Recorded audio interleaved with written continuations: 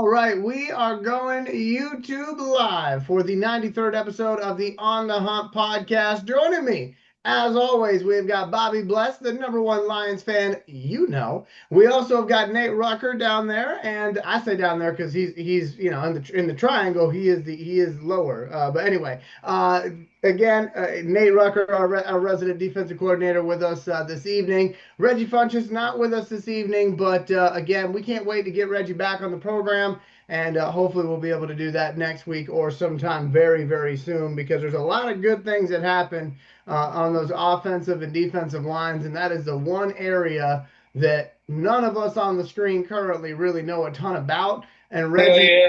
Reggie is the person that knows that information. So we're Or hoping. gets Bobby in line because I be needing help, man. And he's got the numbers. Like he is That the yeah, numbers guy, you yeah, know. Yeah. he definitely got He the make it numbers for make sure. So sense. Reggie, Shoot. we miss you. We hope you're doing well, my brother. All right. So while I try to make sure that we are on and everything is working right, let me toss it over here to the fellas. We're going to start off with Bobby Bless. And Bobby, I'll have you toss it to Nate. And Nate, by the time you're done, I should be done doing all my posting. So I'm gonna disappear for a minute. Bobby, take it away. Hey man, hey, they making me proud week by week. Even Campbell for real, you know, because Uh-huh. they made it. Nate, I know you know, big dog. They made it seem like if it wasn't for Ben Johnson, if it wasn't for Aaron Glenn, shit, we wouldn't have what we had. Obviously, Campbell is the catalyst, as they say, right? So we got it. Like you got offensive guru coaches, you got defensive guru coaches. I see Dan Campbell like a developer. You know what I mean? Helping Hmm. he'll get something. He'd make you better than what you is as far as how he run his culture. You feel me? And that's Right. crazy. It's crazy to me how like the morale part. You feel me? You already know Uh-huh. how he is with that. Man, Right. you ain't shit without it.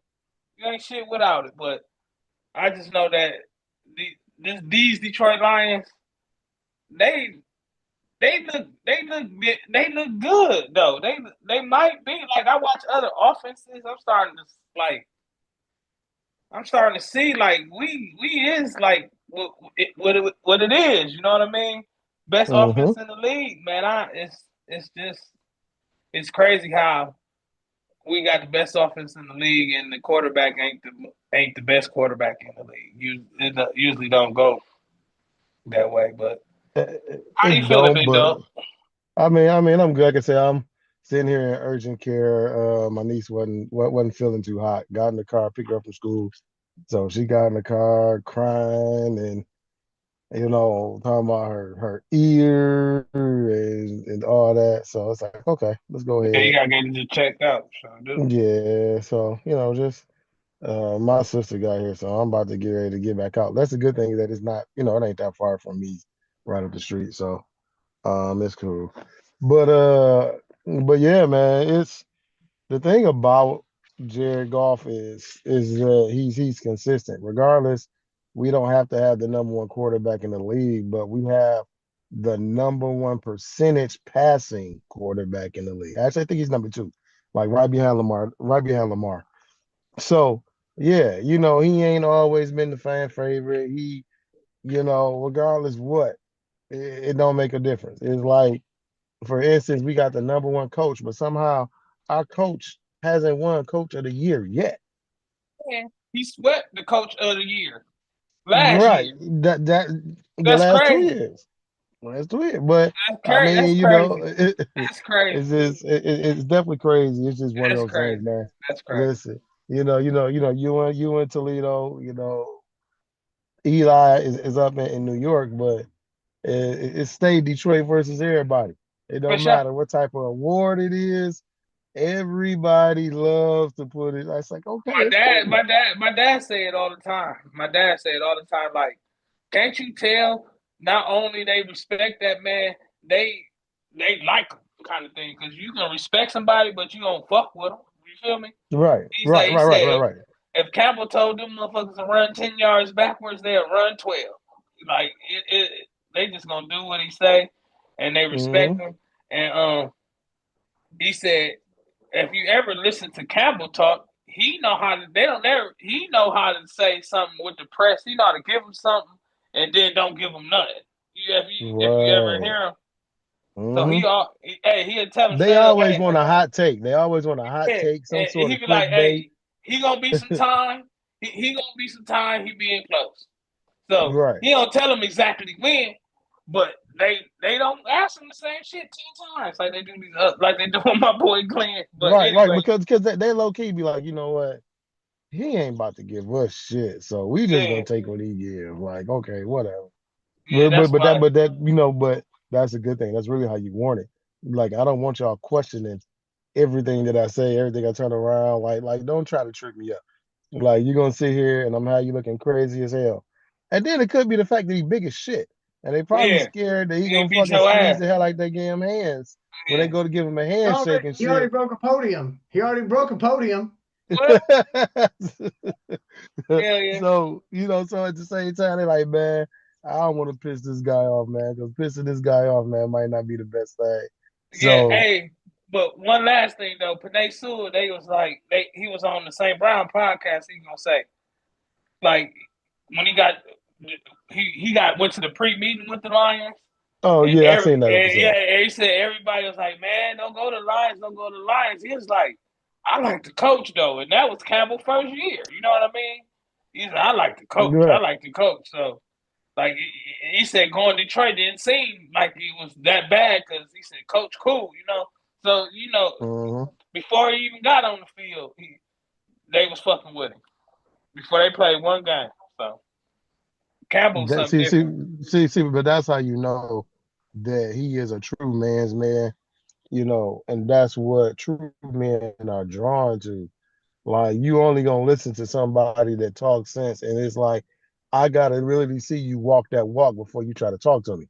Right, So if I right, know that that's that you done walked it, oh, you walking it now, okay, it makes sense. It's like it's like if I'm buying a house and you done stayed in your car your whole life, how you gonna tell me how to buy a house? right. I ain't listening to you. Mhm. You know what I mean? Like that don't make sense. So, like you say, being a guy who's been in the league, been a coach, like was a hard nosed player, like everybody know, okay, he ain't switching up. This is just who Picking he them is. and picking them pro like them retired players as coaches too. That I think that's a very big part too. So Yeah, it is, but we're just talking about just him in general. Like yeah, yeah, and everybody, I think, well, especially when you get to playing like this, you want to get into the coaching. Coaching is not for everybody and every player. But if you want to continue and you love the game and you want to give it back, then yeah, it's perfect for you. But everybody still can't relay information. So that's one of the big things about Dan Campbell and the guys that he get, regardless if it's Ben Johnson, Morton, Randall L, Deuce Staley, over to Montgomery. They all are good at relaying information to the players, getting through to the players so that the culture and direction stays the same. true. Ain't none of that soft diva shit.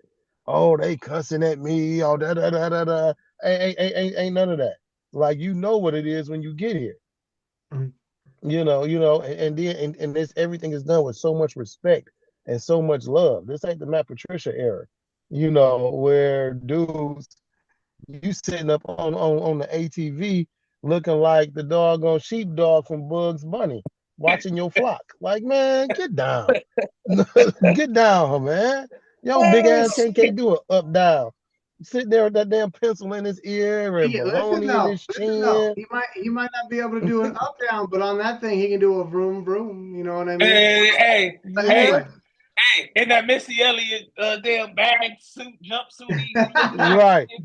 I all can't right. stand the Now, rain. now listen. So I have to tell y'all because I haven't had a chance yet to tell y'all what I was doing this weekend. So for me, I have never been more pissed off at a Lions victory than I was this past weekend.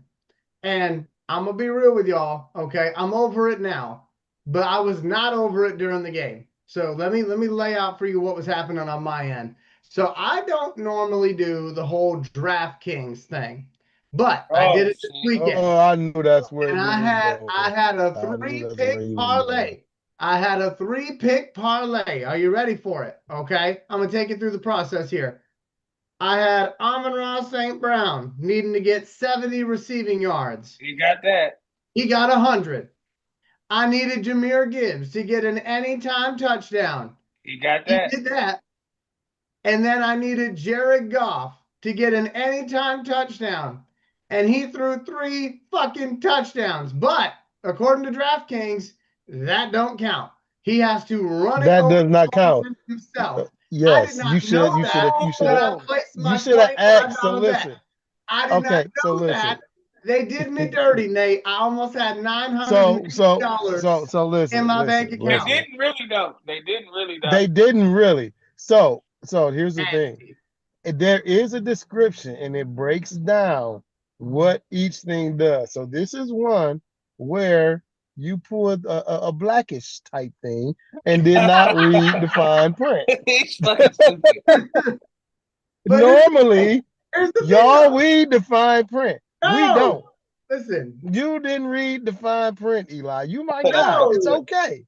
listen, but here's the thing, though. Here's what really pissed me off. So after I understood that, right? After I understood that, like, okay, we need Jared Goff to either catch it or run it across, right? Yeah. Immediately, the Lions line up in a formation where Jared Goff is at wide receiver, and I'm like, uh-oh.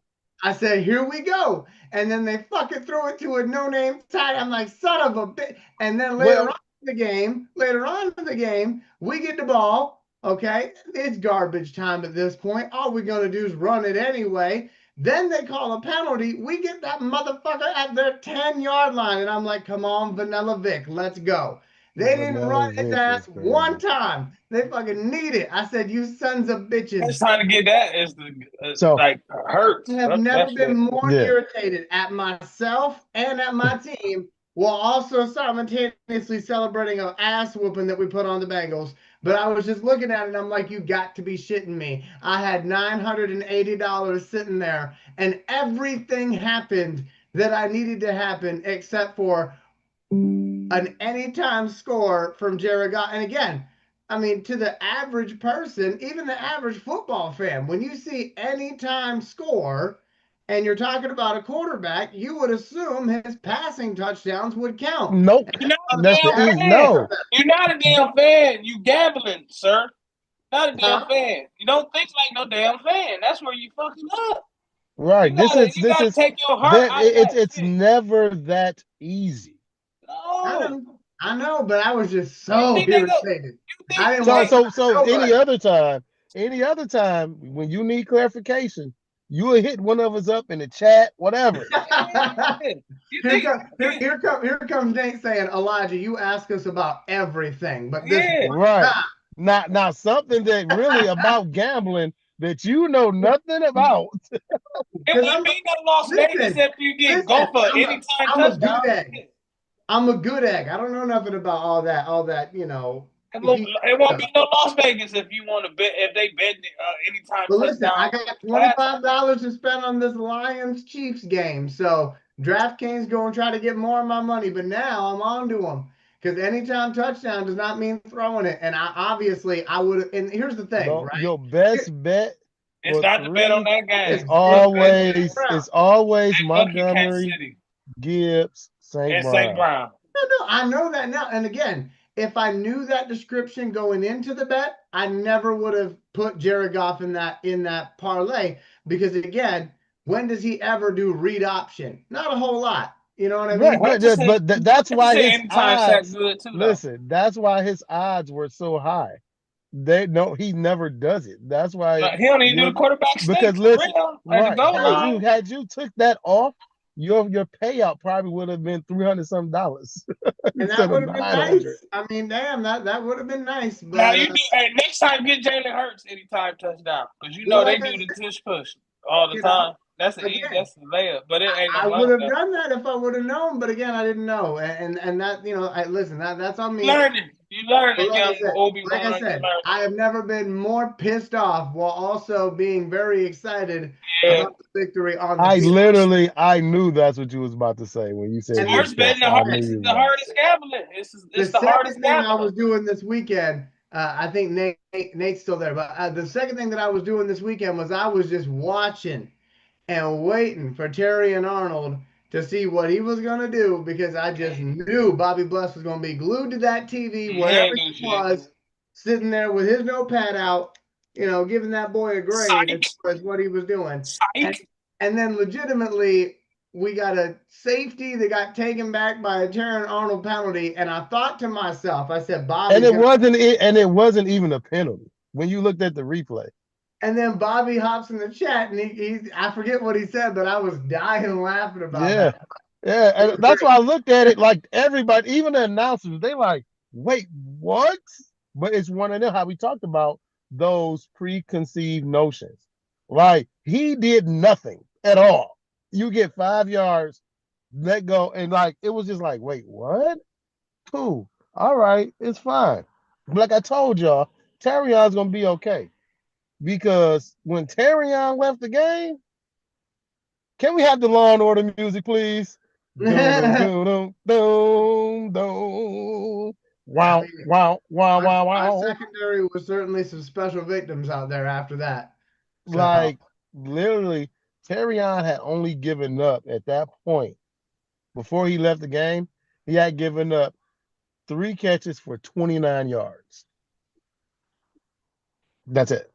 Like, and the crazy part, and he had a total of 32 snaps, 32 defensive snaps, and only giving up 3 catches. now I want to take that real quick, and I want to make that a big discussion topic tonight because again we have to do somewhat of a shorter show. But last week it was kind of Bobby versus Nate on different sides of the coin. Bobby asking more, right? Asking more of this first round pick, Mhm. and Nate kind of saying, Bobby, breathe, it's going to be okay. So now we got some more, some more footage, and we know what happens when he's not out there. So kind of a two-part question for Bobby. Bobby, what did you think of Terry Arnold this week? And also, are you feeling more maybe grateful for Terry Arnold after seeing what happened to our defense when he left the game? I'll let you go first and then toss it over to Nate because Nate, your side of it, I want to know what you think the Lions do with Terry Arnold not in the next couple weeks. But Bobby, go ahead. I still feel the same. Hey, if he did or didn't, they keep throwing them on him. It don't matter. They keep throwing them on him. So, it might not be. It might be more interpretation or whatever. But shit, the referees feel like he a usual suspect, so he gonna have to change something in this game. Period. But first of all, I'm not happy the kid hurt. But I ain't grateful he fucking wasn't in there. Shit. Was bad is bad. So that hopefully those guys get reps and get better because I know it's probably they ain't the best in the world coming in at a moment's notice. Jamar Chase could make a lot of people look like that, even all pros that's been in the game. You know what I mean? So it ain't. I'm not saying like you know what I mean. I ain't saying like they can't replace him. I hope that ain't where we going. So that's how I feel. But Bobby, and I'm not trying to argue with you tonight, but I just want to point out something that you just said, right? You said Jamar Chase can make a lot of people look that way, including all pros. He didn't make Terry and Arnold look that way, though. 3 catches for 30 yards, and we're not happy about that? And granted, all mean, 3 catches weren't from his 3 catches given up. Oh, I'm weren't just to saying. Jamar. I'm just saying he ain't did nothing that I don't feel that can't be replaced yet, and just Mhm. not getting beat is his job any damn way. My main I thing get is, that. I get it. yeah, you know what I'm saying. I just feel like Bobby acting like my dad used to act. When I would get an A, I'd be like, "Are we gonna celebrate it?" He said, "No, that's hell what we're no, supposed to do." I'm like, no, "Wait a like minute, shit, wait a minute. I got no. an A though, Dad. Yeah, I got." My only thing with him is man, he like it seemed like he always getting his name called. You feel me? So there's something in his tech. Maybe he ain't kissing enough ass out there during the damn pregame. Or something I don't know, but they still Should be. throwing the flag. Yeah, they still throwing the flag on him. And then Well, not just him. Not just him. That secondary yeah, got on Brian Branch every too. flag. But I just like now, just looking back on it, like I see why that Nick Saban was cooking his ass on the sideline when he was in college. Like it's like some shit he do, he is drawing the shit on him, man. And even if he more, it like Nate, perfect example, Draymond Green. But fucking you doing something. It's always some True. more. Right. It's always something. But here's the thing, though. He Look, always it ain't towing the even. He ain't line, Draymond. though. No, He no. always towing Draymond. the line. He always He towing the does. line. Right. And See, if you but always toe the line, you can't be blaming the referees, man. right. But this is what I'm saying. But that's why this situation is different. It's not that he's towing the line. He doesn't have the respect of the referees yet. It's the same way. Remember how we were always the most penalized team? They picking up pass interference flags and all that. We didn't have no respect. So coming in as a rookie who already toots his own horn and says he's going to be one of the best, he's highly confident. There, yes, he hasn't gained that respect yet. But again, he was targeted 6 times. He gave up 3 completions, 2 to Chase and 1 to however the fuck you pronounce his name. Fuck it's VL Soul for all the fuck I care. Whatever the hell his goddamn name is. But Yeah, he was again, getting burned up. so he gave up 3 catches on 6 attempts for 29 yards. Then he gets hurt. Granted, and Meek jumped the route on a play that was real good. Guess what? He got the interception. But then he gets hit by a double move and gives up a 70-yard bomb. Mm-hmm. So then the scramble drill, guess what? They're not fast enough to keep up with Jamar. He tiptoes on the sideline for another touchdown. So there's a difference, man. People are always, when you're a high draft pick, your mistakes are going to be magnified more so than your overall good play. And the thing is, if he's not taking the ball away, he's not getting his interceptions. Remember, he's already had 2 interceptions this year that have been taken away by defensive penalties. So we can't sit here and be like, oh, well, Aiden had to save him. Remember, he had a pick in the last game, and they said, oh, he busted him upside the head. And he had enough penalties. He owe anyway. He's still in the Hey, ninth. no. He still hold on now. Well, he need to get three what's more good robs. for the goose? It was good for the Get goose. 3 It's more, good at for least the 3 more gander. interceptions robbed from his ass. Hey, listen, good for the goose is good for the gander. Then he had another one with perfect coverage on Jamar. Kirby come take the pick from him. So it's like, again, the kid, regardless what people say, like, think about it, man. 32 snaps on defense. 32. And I only give up 3 catches. And they didn't even come up to 30 yards. So I'm giving up less than 10 yards a catch. So again, like, people are going to be magnified. And the one penalty wasn't one. The next one, okay, it's the same thing. It's the hand fighting shit. So that's something that, again, he's going to learn. But I told y'all, for a corner, you're looking at relatively 3 years. And again, he doesn't have any help. Even the pick Kirby came from the other side of the field and took it. Why? Because guess what? Terrion was one-on-one with no safety help. So that's something that we got to look at, man. Like it's easy to just look at the picture that's right in front of you. But when you get to diving in and you really get to seeing the differences and the nooks and crannies that's going on, the kid has been, that's why I gave him a C. I didn't give him a D. He's definitely not a D, but I didn't give him a B either. I'm giving a C just for the simple fact that he follows the lead wide receiver. When you seen Jamar go in motion, guess what? Terrion went in motion. Every time we have a big play wide receiver, Terrion is the guy that's following them across the field. And think about the all pros who don't travel. Think about that now. These all pros, they don't travel the field. They don't travel. There's only maybe 4 that you can say travel with the best wide receiver. And one of them who isn't an all pro and Terrion Arnold. The other one you can say is Patrick Surtain. Jalen Ramsey used to travel, but he doesn't travel now. Instead, Joey Porter travels. So no, Sauce doesn't travel. Sauce stays on one side. Sauce stays on the right side. Sauce does not travel. Like Slay used to. Slay used to. But again, it all depends. See that, but that's what I mean. That's what I say, man. It's going to look like he's targeted a lot because I'm guarding the guy that's going to get the most targets. So yes, you're gonna come at me. That's cool. And if you targeting your guy 6, 7, 8 times a game, and I only give up 3 catches, But Nate, eventually them goddamn penalties ain't gonna be in the first quarter, in the second quarter.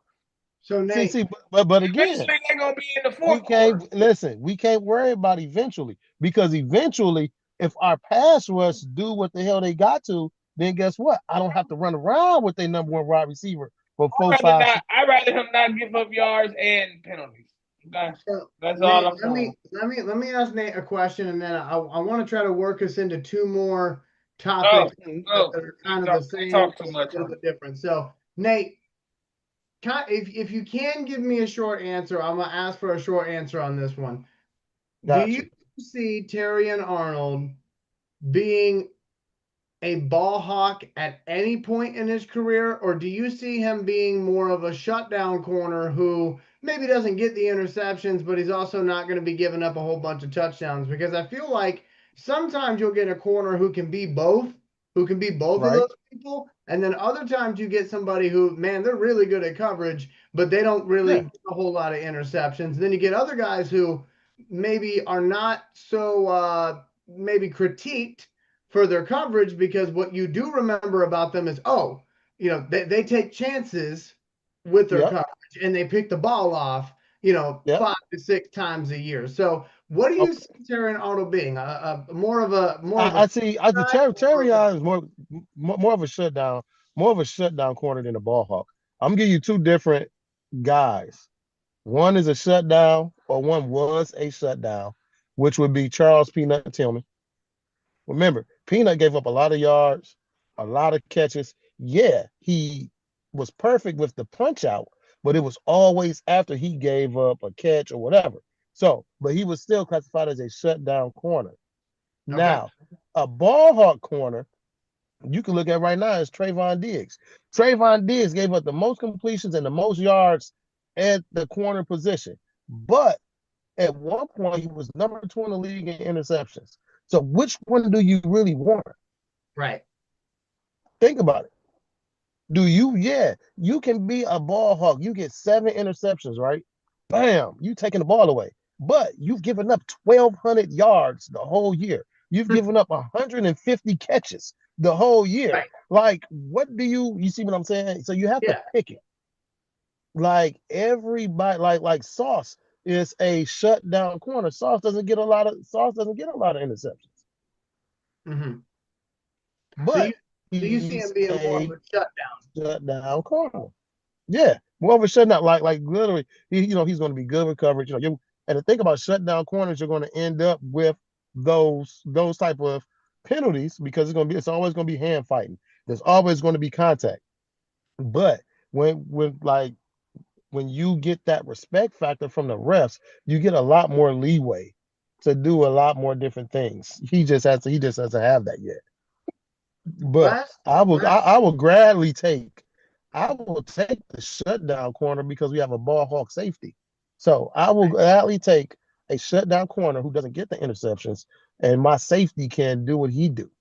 Yeah, he may not get more than 3 interceptions a year, but if he's not giving up 1,000 yards, I'm happy with that. All right. So last question on Terrion Arnold. Then I want to move over to the offensive side of the ball for a very generic question, but I think maybe we could have some fun with it. So last Terrion Arnold question, Nate. The reports are initially that he was going to be out for a long time, and then Adam Yep. Schefter said maybe not out for a long time. I'm not here to debate how long Terry Arnold's going to be out or even what type of injury he has. What I want to know is what Lions fans want to know, and that is when he's not in there, what is our answer? What is our substitution? Because it seemed like, as you so eloquently pointed out earlier, when he was out, we were in a little bit of trouble. And not everybody's going to be Jake Browning. No offense to him, but not everyone's going to be a backup quarterback slinging it around the yard doing things that they shouldn't be doing with the football. We got some pretty good quarterbacks coming up, including Patrick Mahomes. So, what is our answer without Terry and Arnold at the corner spot, and how comfortable do you feel with that? Well, I don't feel comfortable at all because number one, Terrion is our fastest DB. He's the fastest DB you have, which is the reason why when you see these deep balls and deep, this is why he's always in coverage. He's your fastest guy. So now you coming up against the Chiefs, who've got Hollywood Brown. Yes, he may drop 8 passes, but he still runs a 4.3. Juju Smith-Schuster still runs a 4.3. He got stone hands too. Tyreek Thornton, he is another burner. So it's definitely, I look for this team to truly go out, eventually trade for a cornerback. I actually thought that they probably would have looked at Asante Samuel Jr. Myself, there's a young guy who got released from Miami, who I actually wanted the Lions to draft, and Cam Smith, tall, lanky corner, definitely has speed. I'm not sure, what he's doing it with since his release. I know he's been working out, but I'm not sure what teams are looking at him. But I look at that, and you have to say, hey, we can't fall back. Like, yeah, our secondary was not good last year, but you had spells where, we were able to float. But when you get into these high-powered teams, man, and our pass rush isn't hitting, we're going to be in a lot of trouble. So, We're going to be in a lot of trouble. You're saying our answer for Terry and Arnold's absence is actually not currently on the roster. That's what you're saying. No way. Nobody on that secondary has top end speed. Not no one. And I just want to point this out before I toss it over to Bobby for his take. We got at the Chiefs Sunday Night Football, 8:20 this weekend. Looking forward to that one. Then we got the Buccaneers coming to Detroit for a Monday night game, 7 o'clock on October 20th. November 2nd, we have the Vikings coming to Detroit for a 1 o'clock kickoff. November 9th, 4:25 kickoff against the Commanders. And then November 16th, which I'm going to pinpoint as probably when we get Terry and Arnold back. We'll see. But that's going to be at Philadelphia. And I'm sorry, last time I checked, the Chiefs, the Buccaneers, the Vikings, the Commanders, and the Eagles all have what you would classify as game breaker wide receivers. Some of them have got multiple ones. So this is that stretch. And as I turn it over to Bobby, where Bobby's probably going to be watching TV, and hopefully not, because we're all Lions fans here. I don't want to wish anything bad on our team, but probably going to be like, damn, I wish Terry and Arnold was out there. But Bobby, who do you think is the answer in his absence, or do you think it's just as simple as rush the passer and try to get him down before he realizes that our coverage is blown? If our Detroit Lion coaches can't come up with a plan to offset the Terry Arnold's injury, I'm gonna be very disappointed. Listen. Whether that guy on the roster or not, Elijah, they better be able to put something on that goddamn chalkboard to make it useful. I don't know if he's been born yet. Don't care if he's at home or don't give a fuck if he at Walmart. If them damn Detroit Lion coordinators can't come up with the plan to offset Terry Arnold not being there, I'm gonna be very disappointed. However that pie is baked is fine, whatever kind it is. But no. What they say, the building ain't falling without that motherfucker. It better But not be. I'm asking not for a hopefully they figure it out. I'm saying Bobby Bless, put on your coaching hat. What is your solution? No, I'm not the resident coordinator, so I'm not going to say. No, we'll talk about it I, overnight. But I want to hear I'm from not you first, going to though. say. I don't know what the fuck they're gonna do. I know what the fuck they better do. I know what the fuck better be done. Okay. Now, rather, I don't know. I don't have a calculator, and I don't got no charts and no videos to explain what I want to see or what they're gonna do. But it better get done. That's all I'm saying. No, you cannot tell me the sky is falling without Terrion Arnold. No, I don't. I ain't saying I'm a hater. I ain't saying I root Nah, for the I ain't kid. saying it's falling. Yeah, but I'm just saying I don't give a fuck who But we remember, playing. I don't give a damn who we playing. They better be able to do something. Shit. I mean, they worst gonna have to hey, change it. The only hey, a lot of holding don't slow us down. But we've been winning with a motherfucker holding, so don't tell me it can't be done. Tell them to hold then. You better do something. Our resident defensive so think coordinator, about it though. outside of trading, okay, let's say trading is not an option. We know that it is, but let's say trading is off the table. You're the defensive coordinator. What are you doing to get through this next patch here? Because We're gonna have to. Ask Nate that. Don't ask me. Well, number one, it's going to hurt the Lions defense because the Lions run 90% man defense. So in order to hide them corners, you're going to have to do a lot of zone. And what we noticed is that the Lions, they struggle with communication on the back end with the zone. That's how they gave up the first touchdown. You know, that they struggled with the crossing route. He took right off because they didn't communicate. And that also happened last game against Cleveland. It happened against Cleveland. It actually happened against Chicago too. Rome Odunze. His first one was a shallow cross. They were in zone. There was no communication. Guess what? He got a touchdown. Now, the biggest problem is that your number one corner is out. Your number two corner is out. Your number 4 corner is out. People forget Khalil Dorsey is out. Khalil Dorsey has been out since the preseason. Dorsey is your number 4 corner and your gunner on special teams. So now you have a real problem because you've got Amik Robertson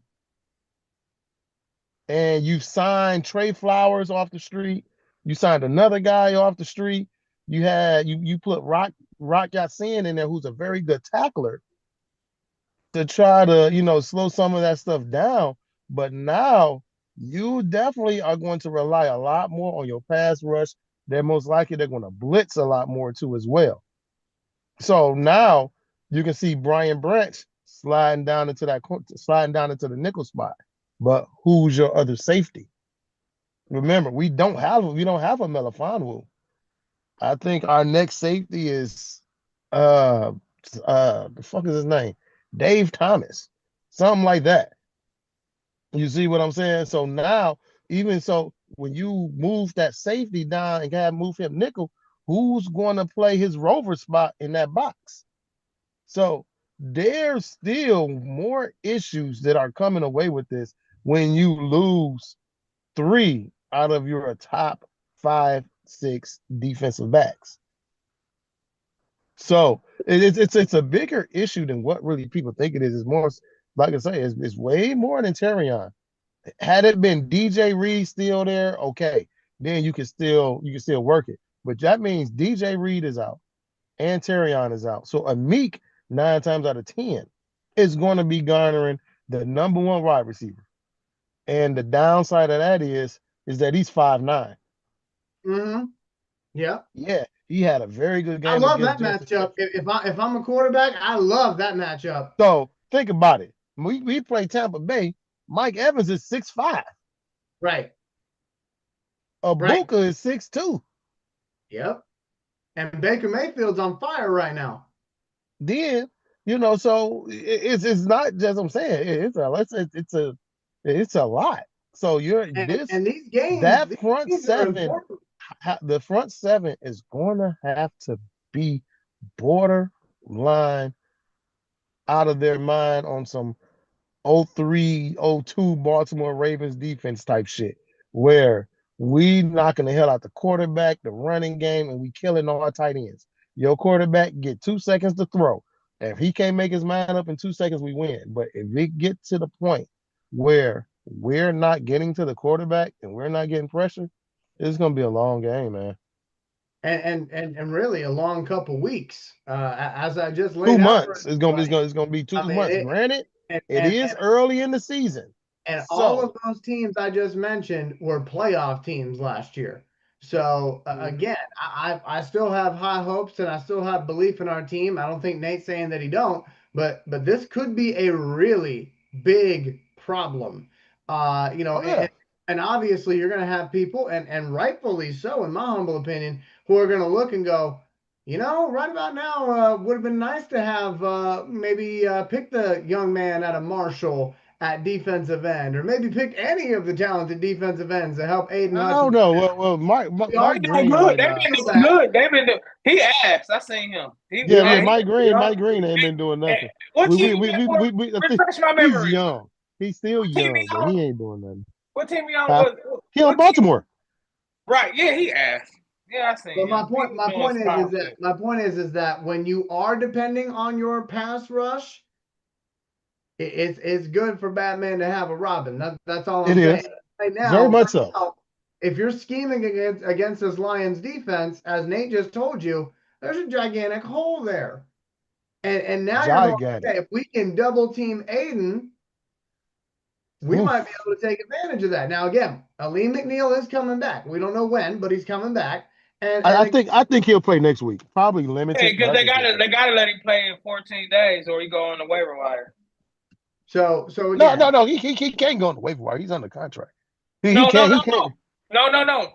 No, you gotta look at it. When you gotta look at the CBA. When you activate someone from injury reserve, he has 14 days to play in the game, or he go on not play in the game, but be on the 53-man roster, or he go Oh, on but the waiver he's wire. already on there. He's on the 53 man. That's why. Exactly. I'm just Yeah, saying, yeah, yeah, if you yeah. don't Oh, if you don't activate him and put him on the roster, he just got to stand there with his damn uniform.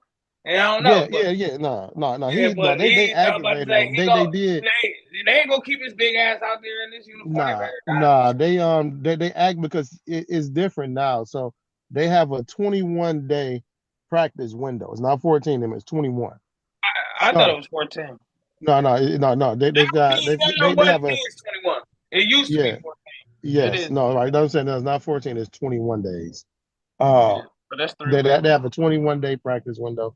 But like I say, now I'm pretty sure he's going to be back this week anyway. But like they said, if they needed him to play, he could have played 2 weeks ago. If they really, really needed him to play, he could have played 2 weeks ago. and I think as long as he comes in healthy, that will certainly help. But again, as Nate just said, and as we pointed out, now if anybody else points it out after we pointed it out, you know where they got it from. We're telling you this is a problem, okay? And we're telling you, do not be shocked if you start seeing some ungodly numbers coming out of some of these receivers going up against the Lions. And again, it's nothing that we haven't dealt with before because prior to Terry and Arnold being here, we were giving up a crap ton of yards of people. Hell, we were doing that last year, but we still figured out a way. And I believe that's what Bobby's saying is that there's got Hell yeah, we didn't look. We lost Aiden Hutchinson and still went 15-2. Don't. I don't want to hear no fucking Terry Arnold boo boo boo hoo boo hoo. All I don't right, give a fuck how it come so out. real quick, I'm gonna jump to college football briefly, and then we got one more question and then closing remarks. And this really isn't necessarily a discussion topic, but I wanted to shine a light on two different things going on right now that I just think are interesting. So anytime you get a new coach, obviously that new coach wants to come in, wants to change the culture, wants to put their own stamp on a program. And right now in college football, somebody who I believe has done a great job of that despite the last 2 weeks is Fran Brown in Syracuse. Syracuse football, from what I remember when I was little, Syracuse football was something to be respected. Now they weren't winning national championships or nothing, But when Donovan McNabb was there, they were pretty damn good. And then they kind of became mediocre. Well, Fran Brown came in the last 2 years, and he's got Syracuse believing that they can compete for ACC championship games, college football playoff appearances, and maybe even a national championship at some point. And if you remember, Fran Brown came from the University of Georgia, was one of the nation's greatest recruiters, and now he's got the whole Northeast that he is recruiting in and doing some pretty big things at Syracuse. What I find interesting, though, is sometimes you can do such a good job of changing the culture that you can get people to maybe go a little overboard. And Syracuse has lost the last 2 weeks after losing their starting quarterback to an Achilles injury. And I was reading an article out of Syracuse.com where a reporter who covers the Orange all the time legitimately said that at this point in their season, at 3-3, the remaining games are meaningless, and they should throw in a freshman quarterback because nobody cares about going to the, and I quote, Walmart Bowl. Hey. And of course, there's no such thing as a Walmart Bowl. There are bowls at Walmart, though. Anyway, my point You is, an asshole, man. my point is, though, is that he's got Syracuse believing in this thing so much that what was okay 2 years ago is no longer okay. The standard has been set. So it's kind of interesting to me. Maybe watch some Syracuse football, see how Fran Brown is able to adjust this thing moving forward. But again, Fran Brown is somebody that I firmly believe is one of the better, if not one of the best, culture setters in college football. And Syracuse, obviously, again, they have to get their ship right, so to speak. But I think give him a couple recruiting classes and they're going to be there. But again, he's already got Syracuse believing that a regular good old fashioned bowl game is no longer acceptable. A winning season is no longer acceptable under Fran Brown. So again, sometimes the hype can be a little too much, even if it's earned. Because the man is, I think, 13-7 as the coach of the Orange, and last year they won 10 games for the first time in 10 years. And yeah, it's kind of crazy. And then, of course, the other thing I got to mention it because, how often do I get to? My Georgia Tech Yellow Jackets are 13th in the nation right now with a 5-0 record. They got a game on Saturday. They're going to be in Atlanta taking on Virginia Tech. Virginia Tech's got an interim coach, and the Hokies are 2-4. My dad would make the joke in this game that no matter what, Tech's going to win because you got Virginia Tech and Georgia Tech. But of course, for me, the highlight player for the Georgia Tech Yellow Jackets, I've been Haynes King. I've been on this guy for literally 3 years, Haynes King. And it's funny to me because now everybody loves Haynes King, and he's being talked about as a Heisman candidate. Rightfully so, in my humble opinion. But it'll be another opportunity for Haynes King and the boys in gold to show exactly why I believe they're going to win the ACC this year, and I do believe they're going to be in the college football playoff. And there is a part of me that believes I could see a national championship as well as a Super Bowl this year, and literally just have T-shirts and hats galore. So we'll see. But here, we got one more topic, then we'll get to our closing remarks here. I want to throw it over to Bobby. With the offense playing the way that we are right now, scoring 30 points a game, and I'm sure you're loving every minute of it just like I am, brother. What else can this offense do? What area can they improve in? Because I know you're looking at it just like I'm looking at it. Even if it's great, it always can be better. So what are some things, if there's multiple, tell us. If it's just one, what are some things that they can do better on that offense? Chipping for them tackles. They go a lot of times. I just been watching film. They just release. You got to help them damn tackles. You got to chip.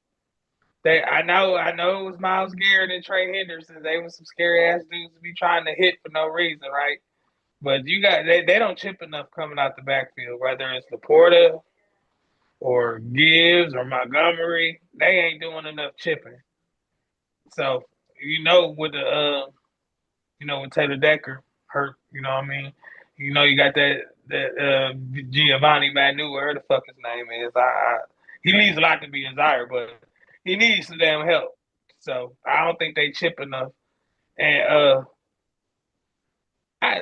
like you said, it's hard to even criticize the Lions offense, but if I had anything to be nitpicky about. They don't chip enough, and they don't run enough on third down. I think they do a lot too much passing on third down. Because last year we did a lot of running on third down, fooling the defenses. We ain't doing that as much. I think they're getting too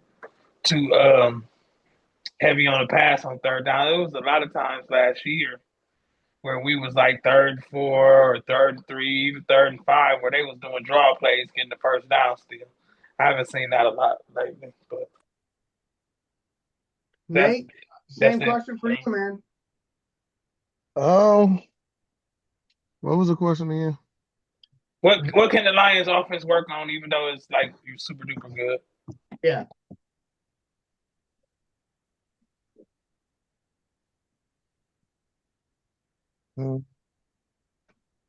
Just keep developing these young guys. Like so the Trey Hendricks thing, I knew that was gonna happen because, and granted, Taylor Decker wasn't hurt. They knew that He wasn't gonna Manu play.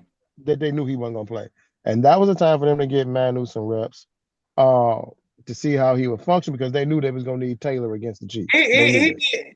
He did do bad. I mean, he He did man, listen. That dude he got did what he could do. so right now. I also agree with Bobby because when you know, especially the 2 sacks that Hendrickson got, you know, they did have a running back in there. They had them to chip. But what they did was David Montgomery leaked out instead of making sure that Manu had some help on the outside first before he leaked out. So that I definitely agree with that on both of them. That's how Hendrickson got him because you like you say nobody didn't chip him, but the Lions are the Lions. You know, they got faith in their offensive line. They put these guys out here to play and to do what they're supposed to do. So they like, listen, you on this field, you better get out here and do what you do. Granted, I don't think they weren't concerned about Cincinnati at all. That's why they set Decker. They weren't concerned about it. They said, you know what? Regardless what Trey Hendrickson do, Trey Hendrickson is not Gonna wreck the game. he's not going to wreck what we do. Same thing with Myles Garrett. Myles Garrett is not going to wreck what we're going to do. We still got the deepest and best offensive team in the league. Hence the reason why we're averaging fucking 35 points a game. We don't give a shit. You're not going to stop us from scoring. Like I say, so the first game was that was just a perfect storm for the Packers, but since then, they're starting to fizzle. But that's about it, man. Like I said, just keep developing those young guys, and then if we have another scene like we did where we sit in one of these tackles, then okay, we need to make sure that our backs are paying more attention to that side, making sure we're giving that guy some help so that he doesn't be any type of disruption. Even put Big Skipper next to the motherfucker, something. You know what I mean? Yeah, but I mean, but at the same time, they the sets they was running, they was spreading their ass out anyway. They yeah. But I don't like him being 1-on-1 with Trey Henderson ever. I don't like how that game part of the game plan. No, it didn't. But that's what I'm saying. They knew it was only going to be for one game. They just wanted to get him some live action. Yeah, because he only played in the preseason. Yeah, for real. You see what I'm saying? Get him some live action. See what he can do against one of the best pass rushers in the league. Like that's like how you said earlier. This guy does this to all pros, and so for being a young guy, the Lions still scored the amount of points that we gave them the mercy bell. We should have scored more. We could have scored on that last drive when they gave it to us on the damn 10, but we just went on and took a knee. Honestly, I think had that been Chicago, Dan would have scored. Had that been Chicago, he would have scored on Ben Johnson just because. So as far as what I'm thinking for the offense to improve on, and I know it's going to come across nitpicky, and I know some people aren't going to like what I'm going to say right now. Hey, you can't be nitpicky. If it's fucked up, it's fucked up. But I think we need to develop and Hooker's gone.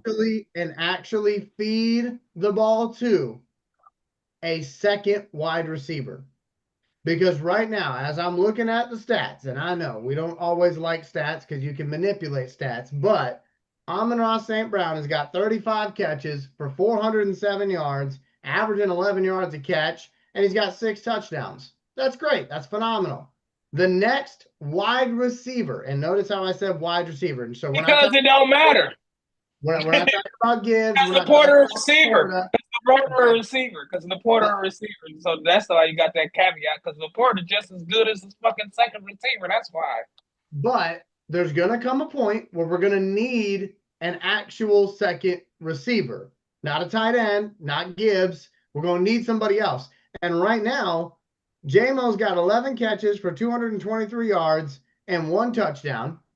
After they just gave him a big old bag of money. So, with Ben Johnson, he affecting that game though.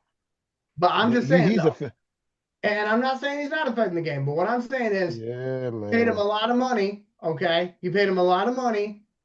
Try to get him the ball a little bit more than what you're currently doing. And then we heard all preseason about Isaac TeSlaa. And right now he's got 3 catches for 54 yards and 2 touchdowns. And all I'm saying is, again, yeah, we're winning games. Yeah, we're scoring 30-something points. But there will come a point where you're going to play somebody that is just as good as you, and they're going to be able to take out of the game Gibbs and LaPorta, and they're going to know, okay, you're throwing it to St. Brown, because that's what we do. And so that's all I'm saying is that if we want a I'm with you. If we want a well-rounded offense, somebody has got to, and honestly, I thought we'd have to figure out who the number 3 receiver was. That's what I thought we were going to have to figure out. But now it's like we don't even have a number 2, unless you want to throw. But you know the crazy part? But here's the thing, like receiving wise, you have to look at the targets though. So even receiving, Amon-Ra is getting everything underneath because J-Mo is running everybody off. So when J-Mo takes off, J-Mo's taking 2-3 guys with him. That's why the middle wide open to LaPorta. Right. So you got to think about Jameer has 23 catches, 23 targets receiving. Yeah. LaPorta's got 27. J-Mo's got 21. So granted, they're not getting there, but they're getting the target. So it's just the fact that Amon-Ra is so efficient and the offense, and people are scared. And we can't, this ain't like Jared Goff isn't taking the deep threats. He's taking these deep shots. He has. Like J-Mo is still averaging 20 yards a catch. And I'm not saying we need more deep passes to J-Mo. What I'm saying I'm just saying in general. I want to see J-Mo involved more in the regular route tree, not just run a go route and go and kind of be a distraction. Let him run the regular route tree because he can do it. He is. No, he's running it. But the only difference is because of his speed, everybody runs with J-Mo. Like literally, they are so afraid of J-Mo getting the ball and going deep that everybody runs with him. And Jared Goff take what the defense give him. Yeah, and that's what he's playing. So he's completion percentage. Like he hitting the open man. So if the open man ain't the number 2 receiver, so fucking big. And again, listen, I as I said at the beginning of this, it might be nitpicking a little bit because we're scoring a lot of points. I'm not bitching. I'm just saying there's going to come a point though where we're going to need that second receiver to be established and to be somebody who can hold their own. When Amon-Ra, I don't want to say when he gets injured because I'm not wishing that on him. Yeah, when he have a down day or something. But when he has a down day, we can't just be sitting there going, well, I guess shit. And again, these next 5 weeks are going to be interesting because you ain't got no Cleveland's on the schedule. You ain't got no Cincinnati's on the schedule. You outside the bakery, okay? You're taking on some cream of the crop. The number 1 defense. So what they did to Cleveland, everybody ain't doing to Cleveland. So that already is impressive to me. So listen, Cincinnati shitty though. That's the reason why we got rid of Matt Stafford. You want a guy who's not going to force feed a particular guy and lock on. When you do that, you become easily to predict. We all knew this. So, like for instance, like Puka Nacua is doing amazing, right? But here's the thing. Taking an ass whooping. Puka Nacua got 62 targets. In and out the blue tent every damn week. I watch it. 62 targets. Getting The busted. next person is Devontae. Devontae got 22 receptions on 46. But after that, their next person has 9 targets, 7 targets. Nobody else has double-digit targets except 2 guys. Right. So we can do that. What we just force feed, but why do we got our offense is not built to just force feed? You see what I'm saying? Like we've Yeah, got for sure. so many weapons. We have so many weapons. Like it really is a luxury. And you're like, dog, I wish we could do, but why? Yeah, at the end of the day, it sounds good, but the way our team is built, he gets it to the open man. When Jared Goff throws an incompletion, it's literally because he's forcing something. Throw And it to the again, If he ground. throws, Put away. if he throws an interception, it's because he's trying to force something instead of taking what that defense is giving him. When he takes that what the defense is giving him, we You still march. scoring 35 points. So Eli, I'm with you. I get what you're saying, but then if we start doing that, we take a step back on offense. yeah, and like I said, I'm not saying force Yeah. No, JMO. I'm with you. I'm with I'm you. But saying A I would just lot of like it's more on that bone, baby. We need to get all off of that bone. that's what I'm saying. Like that's I'm saying we have more. Like I guess my point is, and I'm greedy, okay, but like Yeah, it's more on that listen, bone. I we feel can beat teams by 40. Why the fuck aren't we doing it? Like that's what I'm saying. Because if you can figure out a way to get him involved, and I'm not saying run a reverse with him like what Ben Johnson used to do all the time, or run a That jet shit used to sweep work with him. though. Like this is not high school football, but like get JMO more involved. That's all I'm saying. Because again, God forbid, knock on wood, somebody knock on wood. If Amon Ra goes down, your next 2 receivers, I don't know if they know how to be a number 1 because they've never been asked to do that at this level of football. You know, Tesla was not a number 1 in Arkansas. That's why everybody was like, "Wow, that guy's kind of a draft surprise." JMO, you know, yeah, he was kind of a number 1 at Alabama, but again, they used him to take the top off the defense. That's what he was asked to do. But if, Lord forbid, if Amon Ra had a bad day, let's just say that if he had a bad day, okay, if he what's has a our bad day, you're going to see Khalif Raymond or Tesla have big games. Reason being, I won't even say Tesla. You're going to have Shit, they'll put Khalif Armor, Raymond, put St. Khalif, Brown in the backfield before he have a bad day. yeah, but not no, but not but no, but not just that. Because of what They'll put him back in J-Mo the backfield. does with the defense, and the defense is going to run, they're not going to shorten J-Mo's route tree.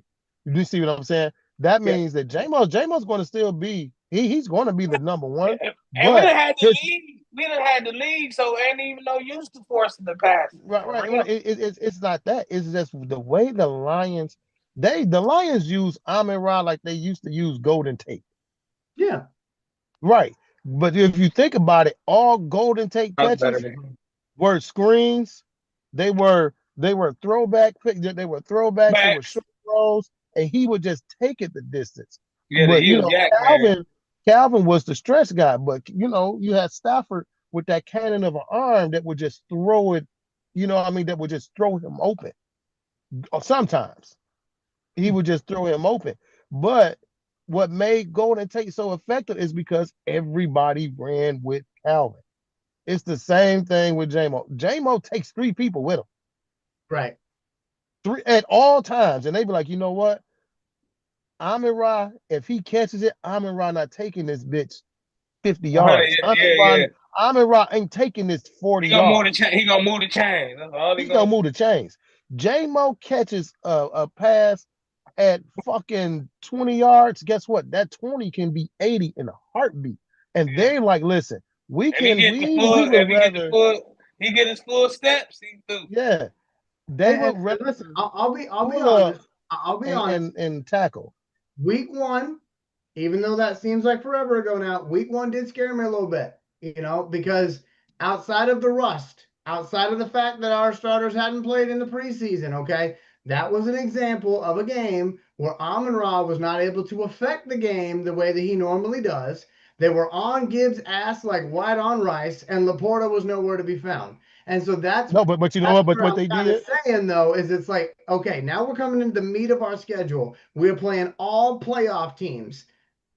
Let's see what happens. You know what I mean? That's why I said there's no more Cincinnati, Cleveland, where you're expected to dominate. These are all your best versus their best, and let's see what the hell happens. But it is 7:28, so we do got to get to our closing remarks. I'm going to go over to Bobby first for his. Oh yeah, fellas, just go Lions. I'm just looking. See, I'm not the guy to even talk to. I expect them to be able. If you go 15-2, I expect you to be able to whoop everybody. So I'm not going into no game thinking we can't win. And I'm not going to no game like, oh, how are we gonna win? I don't give a damn how we win. That even Campbell saying that in every speech, he's like, hey, there's some shit to work on, but a win is a win. He's saying everything but that. But to be the best, you got to beat the best. So let's beat the best. Nate. again, man, I think we can still. It's going to come down to us outscoring Kansas City. It's just going to be interesting to that secondary, and as long as we can get Mahomes to the ground. But of course, we have a scrambling quarterback who Yeah, does he not run. look who does not look to beat you with his He be legs. running. He be He running, look man. yeah, but what Mahomes does, Mahomes looks to make you come up so that you can try to tackle him so he can still duck the ball downfield. So it's going to be huge when we're talking about these edges, corralling, keeping him in the pocket, and our DBs are going to have to stay on top of these wide receivers. If you have to give up Similar to short passes, Lamar, huh? How we did yeah, Lamar. yeah, but the difference is you don't have DJ Reed, you don't have Terrion running. You got some slower guys back here. So you're going to have to stay on top of these fast wide receivers because Mahomes can definitely just turn around and throw that bitch up in the air. And these guys can do, especially Hollywood Brown. He may drop 3 or 4, but he also will catch one. Yeah, Worthy So faster than him. yeah, I don't know, dog. Worthy. On Madden, they got Worthy. I'm gonna say because remember, hey, Madden, they got Worthy as the fastest player. Then Tyreek. fuck Madden. Fuck Madden. Just The saying. Hollywood Brown is still a 4-2 guy himself. Madden got him as the fastest player in the league. So. All right. Well, for my closing remarks, I'm just going to remind everybody never, ever, ever, ever, ever bet on Jared Goff for an anytime touchdown on DraftKings. Yeah, don't do that. No matter what he does through the air. But anyway, with all that being said, my friends, be good to yourself, be good to others in that order. For Bobby Bless, for Nate Rucker, for Reggie Funches, I'm Elijah Winfrey. This was episode 93 of the On the Hunt podcast. See you soon and go.